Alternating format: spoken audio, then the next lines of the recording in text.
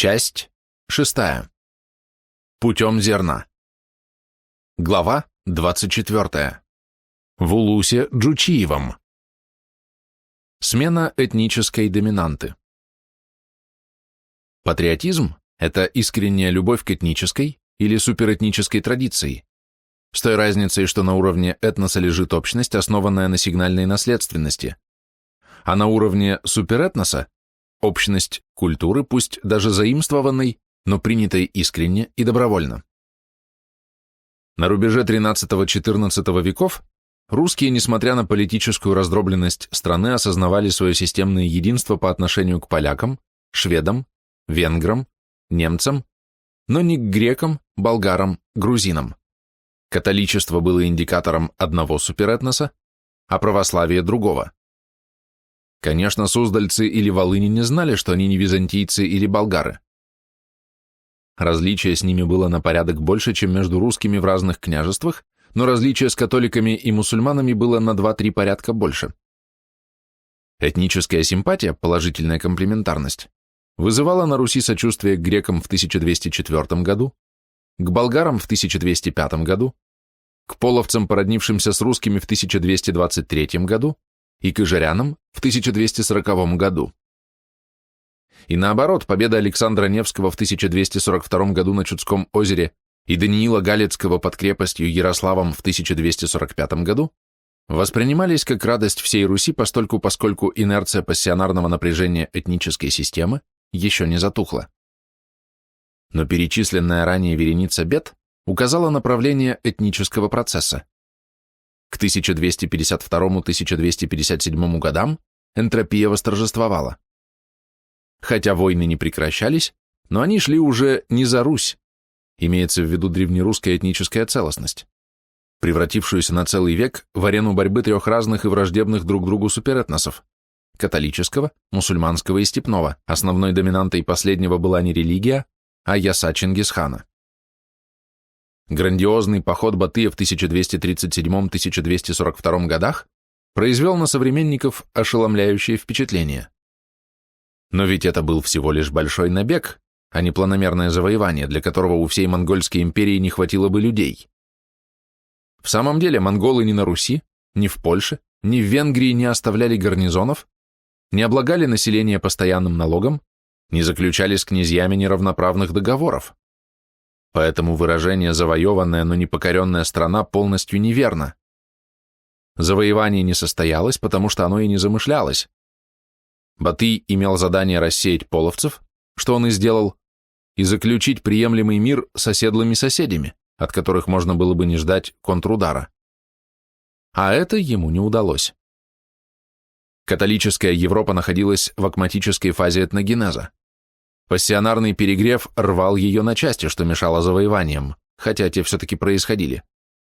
В 1250 году умер глава гибеллинов, император Фридрих II.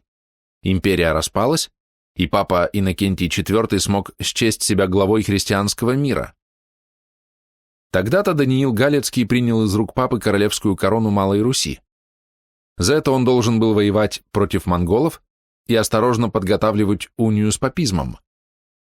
Галиция превратилась из цитадели православия в небольшое европейское королевство, в вассала престола святого Петра. Иными словами, Малая Русь вынуждена была воевать не за свои, а за чужие интересы. Кончилось это разгромом 1259 года, когда монгольский наён Бурундай принудил Даниила скрыть свои крепости и дать свое войско как подкрепление для похода на Польшу. Союз с Западом привел Галицию и ее народ к катастрофе. Через 80 лет, то есть в 1339 году, польский король Казимир Великий без единого выстрела присоединил Галицию к Польше. Насколько независимо чувствовала себя Северо-Восточная Русь, видно из того, что в 1248 году законный наследник Великого княжества Владимирского Святослав Всеволодович, брат погибшего Ярослава, утвержденный на престоле Батыем, был выгнан Михаилом Ярославичем Тверским, прокняжив меньше года. Дни свои он закончил в Орде, тщетно добиваясь справедливости. Но в его судьбе был виноват не Батый, а центральное правительство в Каракаруме, где правила вдова Гуюка, найманка Агуль-Гаймыш.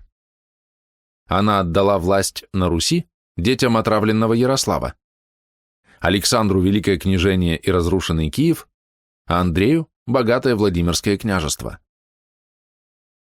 По монгольскому праву владетелем отцовского улуса считался младший сын, хотя он должен был в политических делах подчиняться старшему брату. Предполагалось, что старший брат успеет обрести имущество, а младшего следует обеспечить. Этот раздел был основан на очередном женском легкомыслии. Андрей был западник. Он породнился с Даниилом Галицким и готовил союз с Европой против монголов. Для Руси это означало даже в случае победы разорения, так как на ее территории должна была пройти война, введение унии, то есть уничтожение национальной культуры, а в конце концов завоевание Владимирской и Новгородской земли рыцарями-крестоносцами, подобное тому, что произошло в Прибалтике. Трудно сказать, понимал ли князь Андрей неизбежность последствий своей политики, но золотой венец Даниила ослепил его. Зато князь Александр, правивший в Новгороде, великолепно разбирался в этнополитической обстановке, и он спас Россию. В 1251 году Александр приехал в Орду-Батыя, подружился, а потом побратался с его сыном Сартаком, вследствие чего стал приемным сыном хана, и в 1252 году привел на Русь татарский корпус с опытным наеном Неврюем. Андрей бежал в Швецию, Александр стал великим князем, немцы приостановили наступление на Новгород и Псков. Помогая Александру, Батый был отнюдь не бескорыстен. У него самого была сверхсложная ситуация. В 1253 году в Монголии должен был собраться Курултай, общевойсковое собрание для выборов нового хана. Страсти накалились настолько, что проигравшая сторона не просто рисковала головой, а должна была ее потерять. Силы были почти равны, и каждый лишний друг мог склонить чашу весов в ту или иную сторону. Батыю был нужен надежный тыл. Даниил его обманул. Александру он поверил, и тот его не предал. Батый выиграл. Его друг Мунке стал великим ханом, а Батый – главой рода Борджигинов. Фактически эти двое разделили империю. Батый правил на западе, Мунке на востоке. А Александр? Напрашивается вывод, что Даниил и Александр стоят друг друга. Один обожал немцев, другой татар. А кто же был за русских? Были в это время и княжества с древнерусскими традициями, между Днепром и Западным Бугом, между Припятью и Двиной. Эти так называемые Белая и Черная Русь не подчинялись ни немцам, ни татарам. Белая Русь – территория Полоцкого и Турово-Пинского княжеств. Черная Русь, то есть завоеванная соседями, окрестности Гродно. А что они сделали? Чем прославили свое имя? Как защищали свою свободу от соседей-литовцев? Да никак. Гомеостаз сохраняет людей, которых принято считать нормальными. Потомки Кривичей, Дриговичей, Радимичей каждый год пахали землю, собирали урожай, ткали рубахи, а иногда и порты, и не допускали мысли, что их жизнь может измениться. Так они и дожили до XIV века, когда произошло событие, положившее начало новому витку этногенеза. Тоже на уровне массы. В те десятилетия, когда правители выбирали себе выгодных союзников, их народы выбирали себе друзей, с которыми они могли бы совместно жить и не вести бесконечных и ненужных войн. Наиболее актуальной эта проблема была для монголов, одержавших победу, но не сумевших ею воспользоваться. Большая часть победителей вернулась домой, и уже в 1243 году силы Батыя были ничтожны. По завещанию Чингисхана его старший сын Джучи получил 4000 монгольских воинов с разрешением пополнять армию за счет населения покоренных стран. Старший сын Джучи хана Арда-Ичен имел ставку на берегах Иртыша и по закону получил 1000 воинов. Это была Белая, то есть старшая Орда.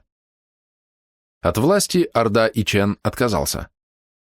Третий сын Шейбан кочевал от Тюмени до Аральского моря с Синей Ордой. В его распоряжении была еще 1000. На долю Батыя главы Большой или Золотой Орды, пришлось всего 2000.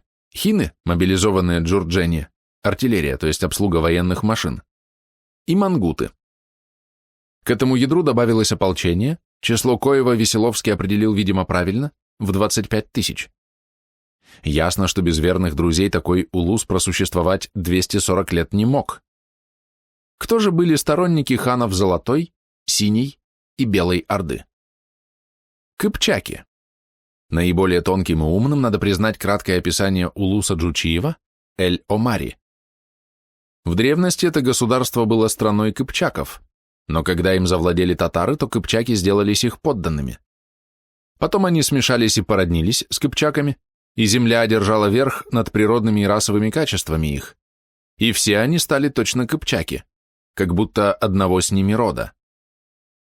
Это можно назвать географическим детерминизмом, но ведь жесткая связь этноса с ландшафтом через способы хозяйства бесспорна. Будучи в абсолютном меньшинстве, золотоордынские монголы не имели возможности создать деспотический режим. Поэтому Орда возглавляла конфедерацию местных этносов, удерживаемых в составе государства угрозой нападения.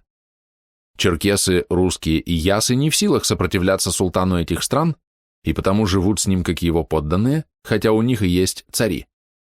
Если они обращались к нему с повиновением, подарками и приношениями, то он оставлял их в покое. В противном же случае делал на них набеги и стеснял их осадами.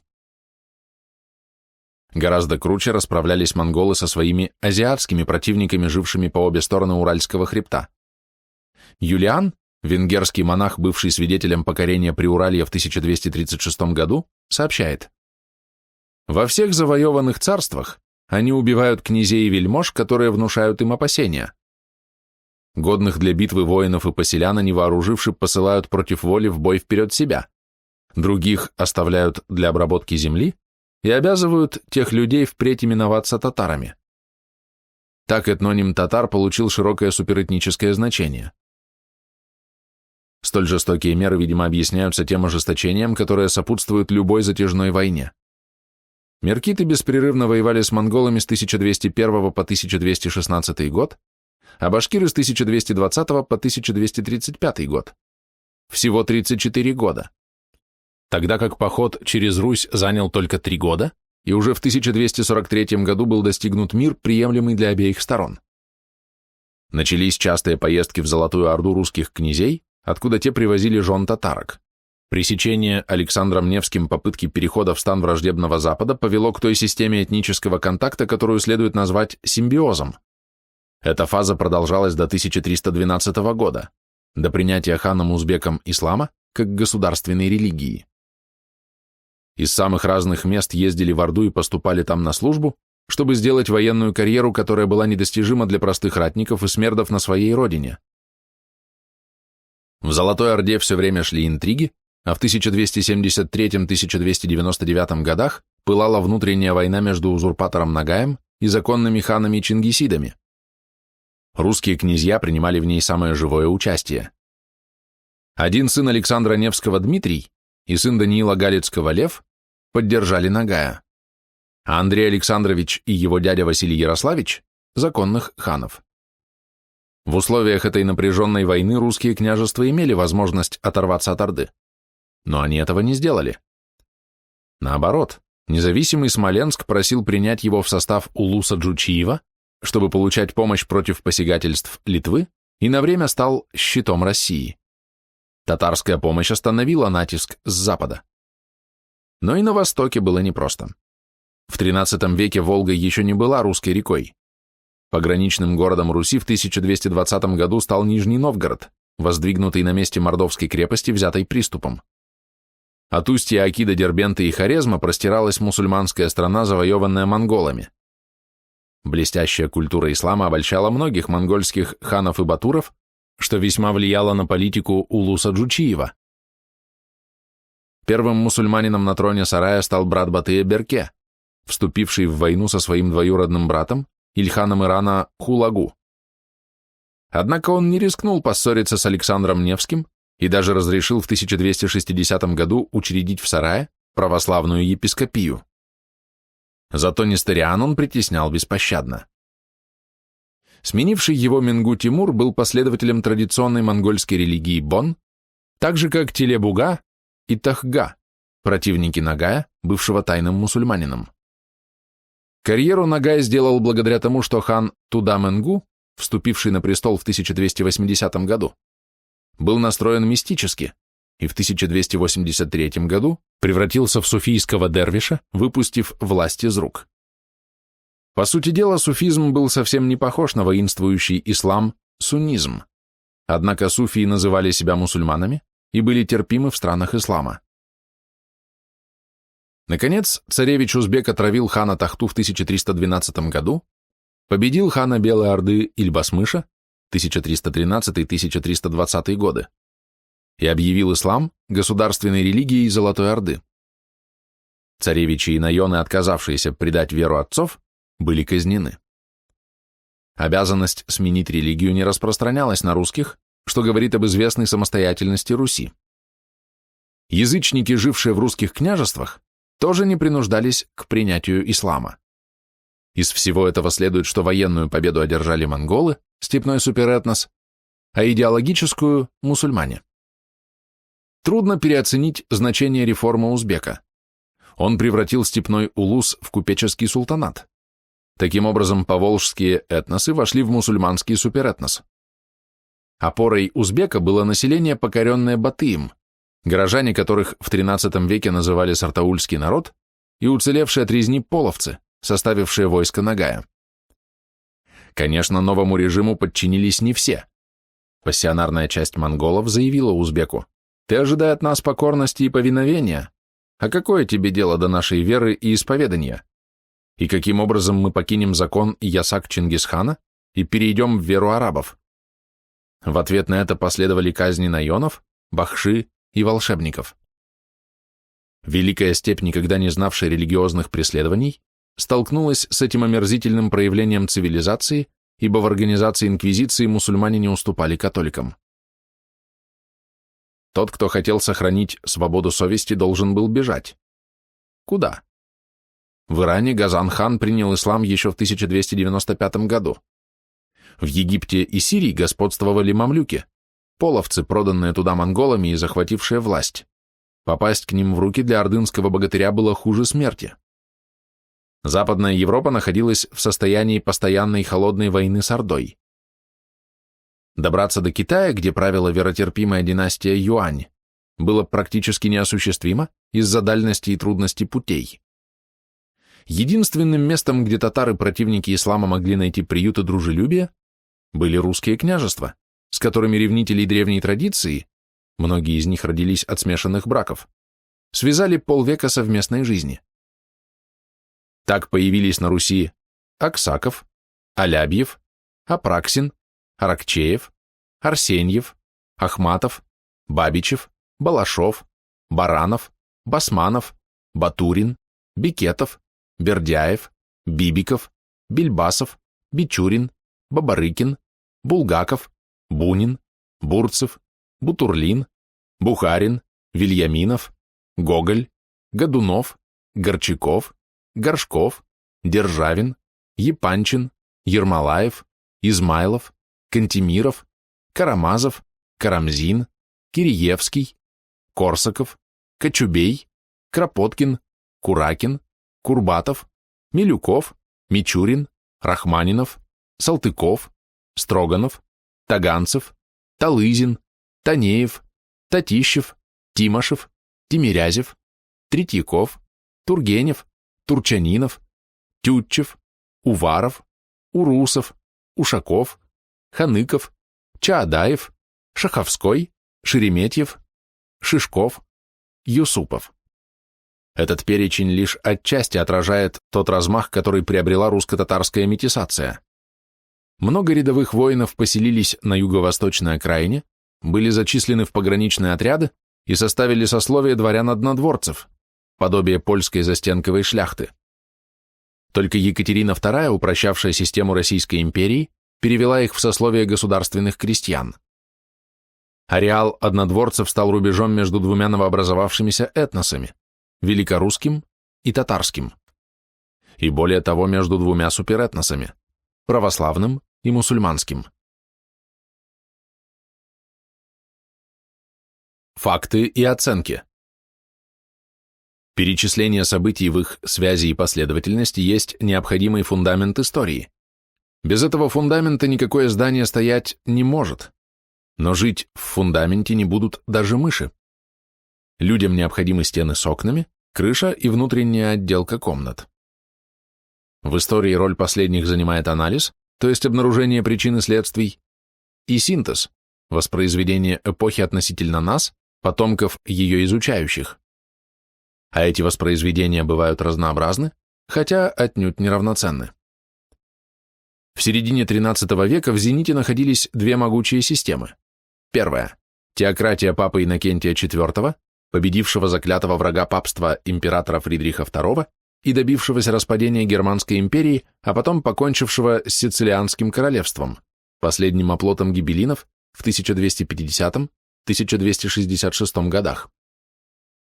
Вторая – монгольский улус потомков Чингиса, в 1260-1264 годах расколовшийся на части от внутреннего пассионарного напряжения. А между этими гигантами возникли два маленьких этноса, которым принадлежало грядущее – Литва и Великороссия. Литва – одно из племен Балтской группы, распространенное от Балтийского моря до левобережья Днепра. Балты освоили этот регион сразу вслед за таянием ледника и, следовательно, являются древнейшими из аборигенов Восточной Европы. Долгое время они находились в гомеостазе и сохранили этнические черты, характерные для их предков.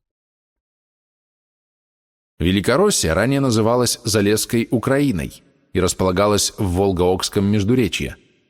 Население смесь Мери и Кривичей с включением Вятичей и Муромы, а с XIII века тюркских элементов. Малая, то есть коренная Русь, лежала на правом берегу Днепра. Здесь преобладали славянские и тюркский, половцы и торки, субстраты.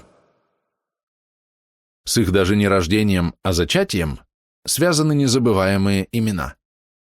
Миндовг и Александр Невский. Люди их помнят поныне, и не зря. Полвека шло победоносное наступление крестоносцев на прибалтийские этносы, и в 1250 году увенчалось, казалось бы, решающим успехом. Князь Литвы Миндовг принял крещение по латинскому обряду, что формально делало его союзником римского папы. В том же году принял от папы королевскую корону Даниил Галицкий, став из князя королем Малой Руси. Рекс Руссе Минорис. Можно было подумать, что дорога на восток открыта. Послы папы пытались склонить на свою сторону Александра Суздальского и Новгородского, но все успехи оказались эфемерными. Крестившись и тем самым усыпив бдительность папы, литовский князь оказывал помощь языческой жмуди в войне с орденом, а после решительной победы над рыцарями у озера Дурбе в 1260 году отрекся от католической веры и перебил католиков, бывших при его дворе. Более того, Александр и Миндовг заключили союз против немецкого железного натиска на восток. Александр съездил в Орду и договорился о союзе с ханом Берке, братом Батыя и его наследником. Ливонскому ордену грозил разгром, но в один и тот же год был зарезан 43-летний Миндовг и умер его ровесник Александр. Поход на орден не состоялся. Да, видимо, у немцев была неплохая агентура. Кинжалы и яд сработали вторично после гибели Ярослава Всеволодовича и опять в нужный момент. Ливония уцелела, но вынуждена была перейти к обороне. Новгородцы под Раковаром, а литовцы при Карузене выиграли битвы у крестоносных рыцарей. Немецкие феодалы стали отказываться ехать в Ливонию, ибо война была опасной и бесперспективной. А тут еще в 1261 году никейские греки вернули Константинополь, а египетские мамлюки стали брать крепость за крепостью в Палестине. Колониальная экспансия под знаменем Латинского креста захлебнулась и на севере, и на юге. Такой поворот событий, несколько неожиданный для современников, вызвал живой интерес у позднейших исследователей. Обзор литературы вопроса сделал Пашута, выделив две точки зрения – свою собственную и неправильную. Среди защитников последней он отметил польского историка Уминского и немецкого Амманна. Уминский пишет, что папа Иннокентий IV делал все, чтобы помочь Даниилу. Писал еще раз татарам, пытался использовать рыцарей-меченосцев и крестоносцев, прекращал чешско-венгерские споры, крестил и короновал Миндовга-Литовского, завязал переписку с Александром Невским-Суздальским, проектировал крестовый поход из Чехии, Моравии, земель Полапских, Поморья и Польши, назначил специального легата для проповеди крестового похода. Амман считает, что Александр Невский совершил ошибку, когда отверг союз с папством и подчинился власти татар. Эта позиция положила предел западному культурному влиянию на многие десятилетия. Амман приписывает Александру полное отвращение к Западу, а также нежелание того, чтобы Россия стала предпольем европейской крепости в оборонительном сражении с татарами. Папа предполагал включить в оборонительный фронт всю Россию, а когда это не удалось, то он призвал всех, на кого он имел влияние, к борьбе с татарами и их союзниками, то есть с русскими. Активная деятельность Курии в 1230-1260 годах привела к унии с Римом Литву с западнорусскими землями и Галицко-Волынскую страну. Затем произошел разрыв. Ответный удар враждебного Риму Востока, который предопределил судьбу Северной России и земель, которые она впоследствии будет собирать. Эту концепцию Пашута осуждает, справедливо указывая, что она антирусская. Но возникает законное недоумение. А чего было ждать русским от немецкого иезуита и польского националиста? Со своей точки зрения они были вполне логичны, желая, чтобы последние русские богатыри сложили головы, защищая католическую идею, а случайно уцелевших можно было повесить, как уже было проделано в Эстляндии. Пашута не верит в искренность папских легатов, соблазнявших русских князей принять бескорыстную помощь Запада. И он прав. Но почему-то он осуждает и обратную концепцию, высказанную в 1925 году Вернадским, что Александр Невский, дабы сохранить религиозную свободу, пожертвовал свободой политической. И два подвига Александра Невского, его борьба с Западом и его смирение перед Востоком, имели единственную цель – сбережение православия как источника нравственной и политической силы русского народа. Обе концепции логичны, но первую Пашута называет фальсификацией, хотя она откровенна до цинизма, а вторую – мракобесием, очевидно предполагая, что Александр Невский должен был выучить исторический материализм и сдать его при помощи машины времени. А сам Пашута, подведя итоги, констатирует, что война Александра Невского с Западом – благо, с Востоком была бы желательна, а лучше всего было бы, если бы Юго-Западная Русь играла ведущую роль в мировой политике. Да, любопытно было бы увидеть Даниила Романовича главой страны от Желтого моря до Бискайского залива. Но лучше воздержимся от обсуждения этой перспективы. В советской историографии теме католической агрессии на Востоке посвятил свое исследование Рамм. Как и следовало ожидать, его оценки диаметрально противоположны тем, которые мы встречали у католических историков. Обстоятельно разобрав множество отдельных высказываний в разнообразных источниках, Рамм приходит к выводу, что в 1245 году в папской курии был выработан план, в соответствии с которым решено было вести переговоры в двух диаметрально противоположных направлениях – и с русскими, и с татарами. Цель заключалась в том, чтобы подчинить Русь Риму, уговорив татар согласиться на такую сделку. Доказательства для своей гипотезы Рамм ищет в анализе переговоров, которые папские послы вели в Каракаруме в 1246 и 1253 годах. Версия Рамма представляется несколько надуманной. То, что папские послы восхваляли папу и его церковь, естественно, но ни о чем не говорит. Просто они не имели права произносить что-либо иное. Монголы и русские это знали и не придавали значения попыткам проповеди. Ведь монголы сами, руководствуясь дипломатическим этикетом того времени, предлагали папе подчиниться вечному богу и его сыну Чингису. Понимать этот текст буквально не следует, ибо он был составлен в 1253 году, через 26 лет после смерти Чингиса. Реальным было то, что ханы Гуюк и Мунке и князь Александр Невский отказались от контактов с Западом в лице папы, как они отвергли бы особу императора, если бы победа досталась ему. Комплементарность романо-германского суперэтноса с восточными соседями была отрицательной. Монголы принимали православие, ислам и теистический буддизм, но не католичество. Выбор их был подсказан не поиском выгоды, а симпатией, лежащей в сфере подсознательного, то есть в природе. Факты без оценок. Аксиологический, то есть оценочный подход, принят многими историками и очень давно. Он соблазняет легкостью интерпретации и подбора фактов, создает иллюзию полного понимания очень сложных проблем, ибо всегда в конфликтных ситуациях можно симпатизировать одной из сторон, а на вопрос, почему вы сделали именно этот выбор, ответить, что эта сторона лучше, прогрессивнее, справедливее, а главное, мне больше нравится. По сути дела, такой историк выражает себя через подобранный им материал и тем самым заставляет читателя изучать не Александра и Дария, а взгляд на них Белаха, Дройзена, Калистова или Ариана и Низами. Но ведь нам интересны не авторы, а причинно-следственные связи этнических процессов, а они не имеют категории ценности. Следовательно, аксиология не помогает, а мешает понимать суть природных явлений, таких как этногенез. Вернемся в XIII век. 8 миллионов обитателей Восточной Европы подчинились 4 тысячам татар. Князья ездят в сарай и гостят там, чтобы вернуться с раскосыми женами, в церквах молятся за хана, смерды бросают своих господ и поступают в полки баскаков, искусные мастера едут в Каракарум и работают там за высокую плату, лихие пограничники вместе со степными батурами собираются в разбойничьи банды и грабят караваны. Национальная вражда изо всех сил раздувается западниками, которых на Руси всегда было много. Но успех их пропаганды ничтожен, ибо война продолжает идти.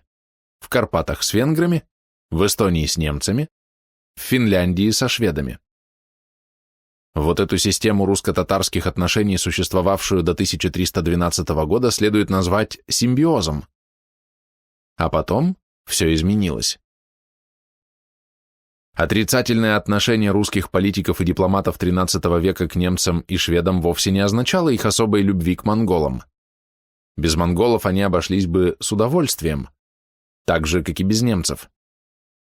Более того, Золотая Орда была так далека от главного улуса и так слабо связана с ним, что избавление от татарского ига после смерти Берке-хана и усобицы, возбужденной темником Нагаем, было несложно. Но вместо этого русские князья продолжали ездить кто в Орду, а кто в ставку Нагая и просить поддержки друг против друга. Дети Александра, Дмитрий и Андрей ввергли страну в жестокую усобицу, причем Дмитрий держался Нагая, а Андрей поддерживал Тахту, благодаря чему выиграл ярлык на Великое княжение. До тех пор, пока мусульманство в Золотой Орде было одним из терпимых исповеданий, а не индикатором принадлежности к суперэтносу, отличному от степного, в котором восточные христиане составляли большинство населения, у русских не было повода искать войны с татарами, как ранее с половцами. Татарская политика на Руси выражалась в стремлении всячески препятствовать консолидации, поддерживать рознь отдельных политических групп и княжеств. Именно поэтому она соответствовала чаяниям распадавшейся державы, потерявшего пассионарность этноса. Процесс этот, как было показано ранее, начался еще в XII веке и закончился, как мы знаем из общедоступной истории, в XIV веке, когда наступила эпоха собирания земель. Совершенно очевидно, что здесь дело было не в слабых татарских ханах сарая, а в новом взрыве пассионарности.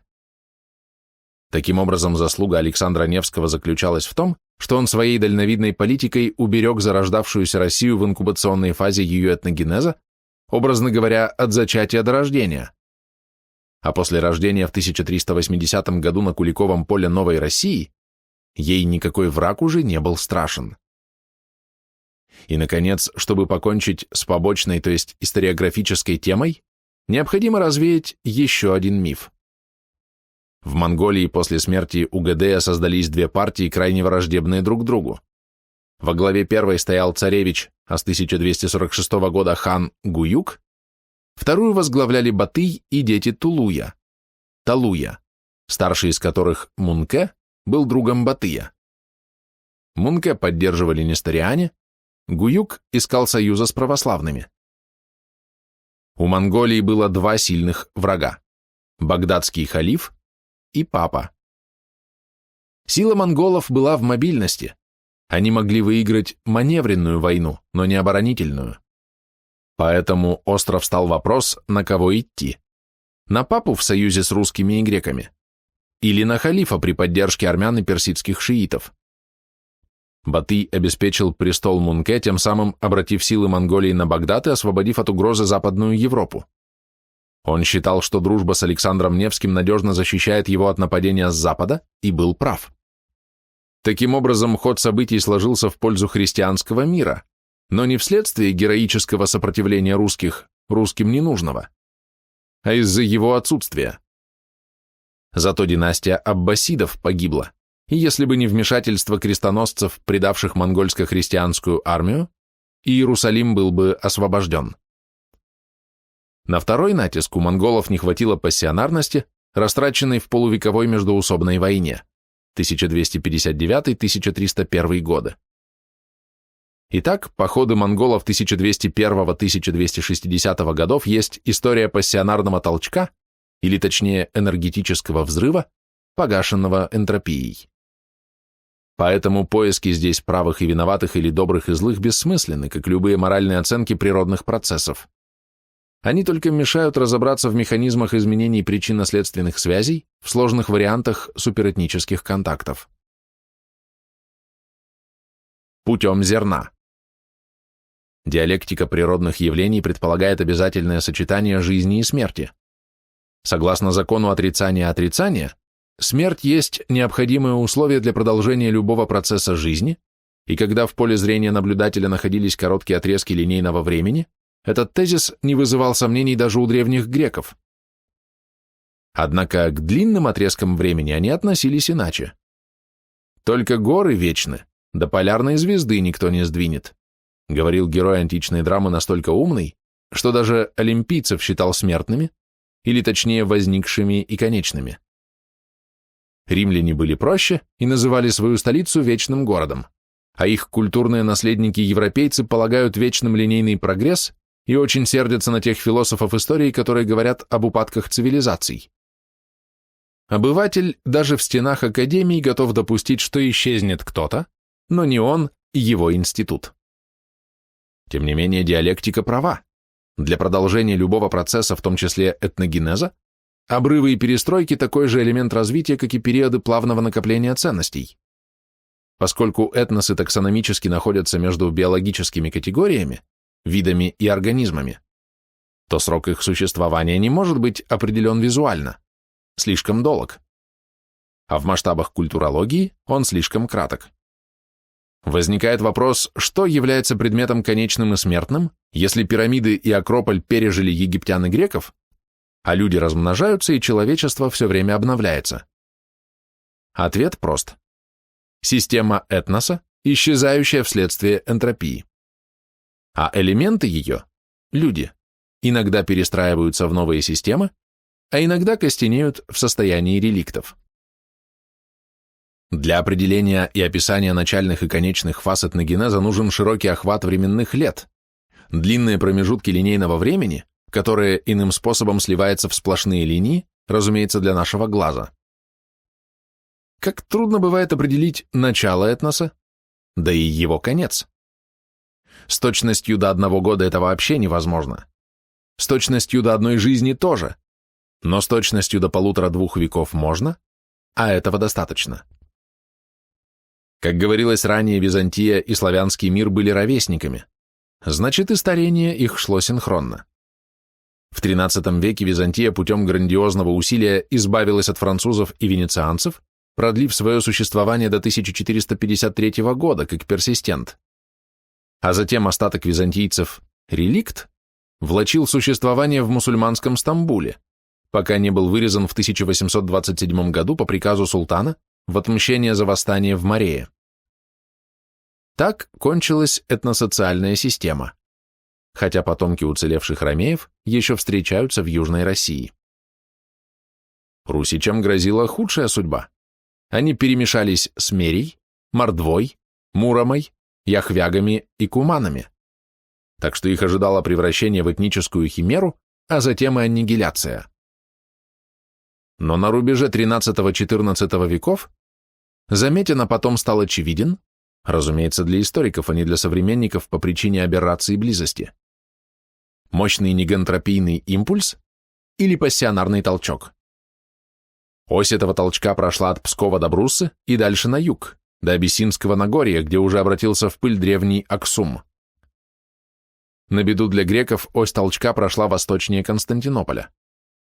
В Малой Азии население, увлеченное мистическим учением Джиляль-ад-Дина Руми, умер в 1273 году, отошло от православия, так что его пыл и страстность пошли на защиту ислама. Удивляться не надо.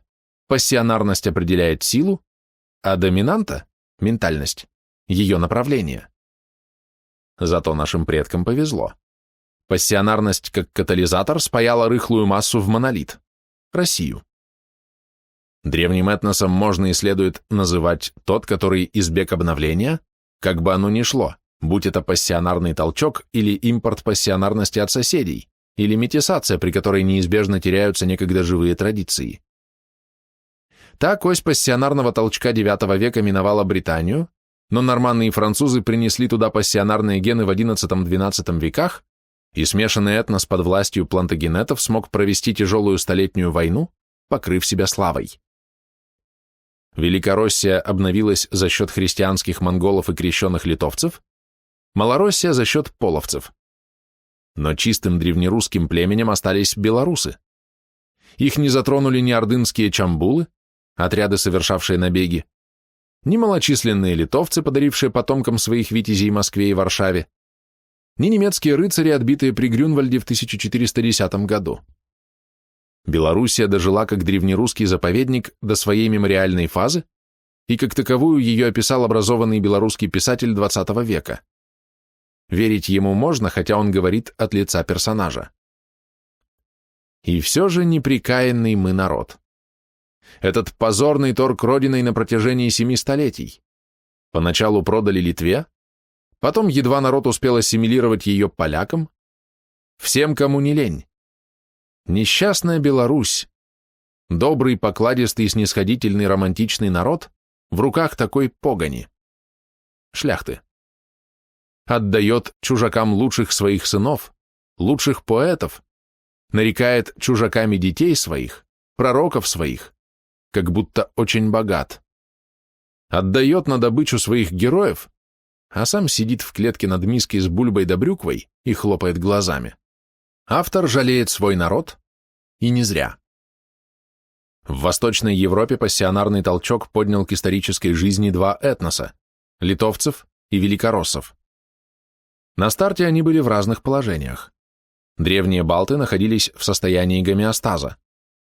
Они, как североамериканские индейцы, мужественно защищались от колонизаторов, часто побеждали рыцарей, но победить организованную этносоциальную систему не могли.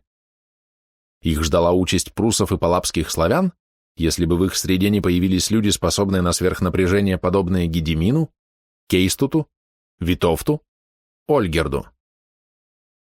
Первым из людей этого нового склада был Миндовг, ровесник Александра Невского. Оба родились в 1220 году, и если допустить, что причина толчка сработала именно тогда, то для того, чтобы стать фактором этнической истории, требовалось больше 100 лет. Для Литвы так оно и было. Россия начинала не с нуля, а с отрицательных величин выродившейся цивилизации. Поэтому она отстала от Литвы. Правда, на одно поколение. Но этого оказалось достаточно, чтобы Гедимин, Ольгерд и Витовт стали господами всей бывшей Киевской Руси, за исключением Галиции, которой овладели поляки. Если бы литовцы сумели слиться с покоренным большинством культурного населения своего государства, то они стали бы великой державой. Но этому помешал сладкий соблазн – католическая Польша, уже вобравшая в себя изрядную долю европейской цивилизации. «Нет на свете царицы краше польской девицы», писал Адам Мицкевич. Литовские витязи не устояли против очарования развитой культуры, уже достигшей эпохи Возрождения, и половина Литвы втянулась в западноевропейский суперэтнос. А Россия оказалась в изоляции. Культуру она унаследовала от Византии, но в единый суперэтнос с ней не слилась. Евразийские малые этносы были русским близки.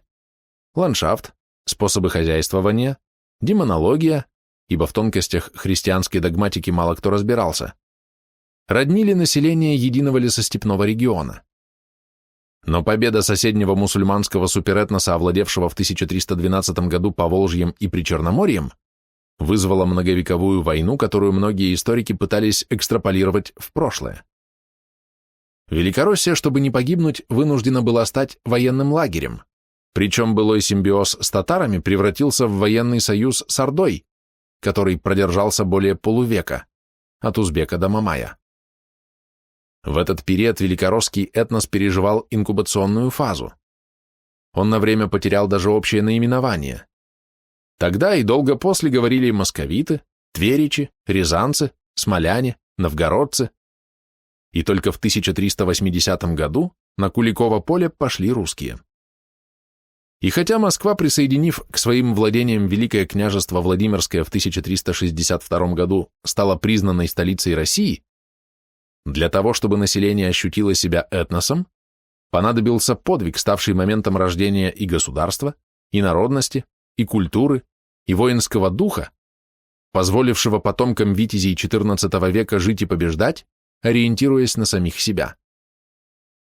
Силу русских людей хватало, потому что это были новые силы, новый запас энергии. И любопытно, что аналогичный подъем наблюдается в Турции, за исключением восточной части Малой Азии, находившейся вне полосы пассионарного толчка. Туркмены Карамана, Диарбекра и Азербайджана не уступали туркам-османам ни в храбрости, ни в искусстве верховой езды, ни в верности шейхам. Но они стали жертвой османов, которые в XIV-XV веках были способны на большее. Та же участь постигла Золотую Орду, в составе которой были древние этносы Среднего Поволжья и вкрапления в их среду из Монголии и Джунгарии. Они не были затронуты пассионарным толчком, так как находились восточнее его ареала. Поэтому они не слились в единый этнос, несмотря на социальную и языковую близость, и даже единство культуры, воспринятой ими из мусульманских стран, с коими их связывала международная торговля. Золотая Орда была химерой, тогда как Белая Орда стала ядром образования нового самостоятельного этноса казахов. Понимали ли это русские князья XIV века? Возможно, потому что они за вносимую ими дань требовали и получали военную помощь против Запада и имели крепкий барьер, защищавший их от готовящихся ударов с востока. За это заплатить стоило. И что любопытно, после гибели доброго царя Джанибека, когда в Орде началась Великая Замятня, серия убийств ханов и резня между их нухурами, русские князья продолжали ездить в Орду с данью, поддерживая установившийся и устраивавший их порядок. Но этот порядок был неустойчив. Социальная структура без этнической основы кололась на отдельные этносы, суперэтническое название которых было татары. Возникли татары казанские, потомки болгар, астраханские, потомки хазар, ногайские, потомки гузов, крымские, смешанный этнос из многих народов, сибирские, осколок Синей Орды, литовские, удальцы, завербованные Витовтом, и некоторые реликты, кумыки, аккерманские, очаковские и другие. В Великороссии татары легко ассимилировались, взаимная комплементарность была положительной и помогали московским князьям в их многовековой войне с Литвой, а хан крымских татар стал вассалом турецкого султана. Турция находилась в той же фазе подъема, что и Великороссия и Литва. И ведь что важно и особенно интересно, пассионарный толчок XIII-XIV веков прошел между Вильной и Смоленском, через Минск и Киев. Причем Тверь и Москва находились на восточной периферии его ареала. Так почему же именно они проявились как регионы, наиболее способные к развитию, а коренные земли Древней Руси, не затронутые походом Батыя, стали жертвой сначала литовской, потом польской агрессии? Попробуем разобраться. XIII век – фаза инкубации. Поэтому история XII века не дает возможности выделить моменты будущего взлета. Они просто не фиксировались современниками, писавшими летописи. Но уже в начале XIV века государство Гедимина называлось литовско-русским, и русское православие успешно соперничало с литовским язычеством.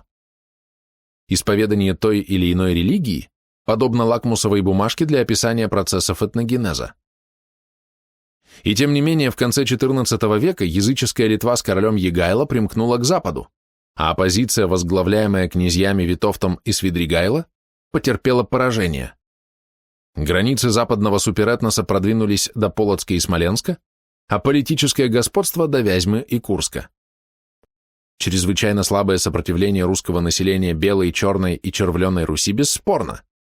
Но почему через 80 лет после похода Батыя, кстати, не затронувшего Западной Руси, в 1321 году князь Гедимин у реки Ирпень разбил русских князей и взял Киев, а в 1339 году польский король Казимир занял Галицию, не выпустив ни одной стрелы? Червленая Русь, Галиция. Куда же девалась древняя русская доблесть и где новая пассионарность? Преодолеть инерцию древней, пусть ослабевшей системы, всегда трудно. Поэтому новые этносы возникают на границах этнических ареалов, где исходные субстраты лабильны и неустойчивы. Значит, пассионариям надо было искать применение своим силам на границах Родины. Одни из них отправились служить в полиэтническую Великороссию, сохранив веру и культуру, другие в Польшу, потеряв религию, но оставив своим потомкам родную землю. Третьи на южную границу, опустошенную беспорядочными столкновениями между кучками степных тюрок и русских дружинников, оставшихся без князей. И там, перемешавшись с крещенными половцами, они создали новый этнос – малоросы, сохранившееся старое название, или козаки, тюркское наименование людей без начальства, или украинцы, так их звали поляки.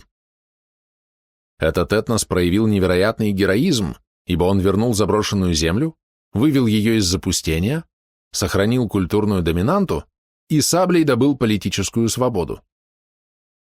Даже включившись в состав государства Московского, украинцы обрели в нем экологическую нишу, заняв должности от чиновников и офицеров до канцлера, Безбородко, и мужа царицы, Разумовский, так как общность, унаследованная от Древней Руси, книжная культура и византийское православие, не мешала северным и южным русским жить в симбиозе, а татарская примесь, равная у тех и других, только усложняла поведенческий стереотип новой России, что шло ей на пользу.